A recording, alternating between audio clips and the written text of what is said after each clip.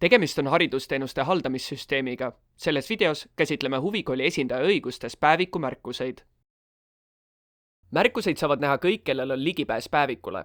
Nendeks on ametnikud, huvikooli esindajad, päeviku omanikud, päeviku muutmisõigustes ja ka päeviku vaatamisõigustes isikud. Märkuseid saavad aga redigeerida vaid huvikooli esindajad, päeviku omanikud ja muutmisõigustes isikud. Nii huvikooli esindajad, päeviku omanikud ja ka muutmisõigustes õpetajad saavad märkuseid päevikutele lisada. Siin näites oleme sisse loginud huvikooli esindajana Ellena.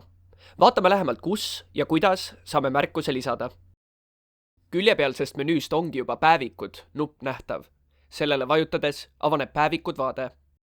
Märkuse lisamiseks tuleb avada soovitud päevik. Meie näites soovime märkuse lisada akordioni päevikusse. Selleks vajutame rea lõpus olevale silmaikoonile. Avaneb selle päeviku vaade ning päeviku nime all on nupp lisamärkus. Nüüd avaneb pop-up aken, kus on üks kohustuslik lahter. Märkus. See on kohustuslik vabateksti lahter. Süsteem ei logi mitte midagi. Antud kohta saab kasutada näiteks õpetajana endale märkmete tegemiseks. Kui oleme lahtri täitnud, vajutame salvesta nupule. Nüüd on märkus päevikus nähtav. Mainin, et märkus on nähtav kõikidele isikutele, kellel on päevikule ligipääs. See tähendab, et kõik huvikooli esindajad, ametnikud, päeviku omanik, päeviku muutmis- ja ka vaatamisõigustes isikud näevad märkust.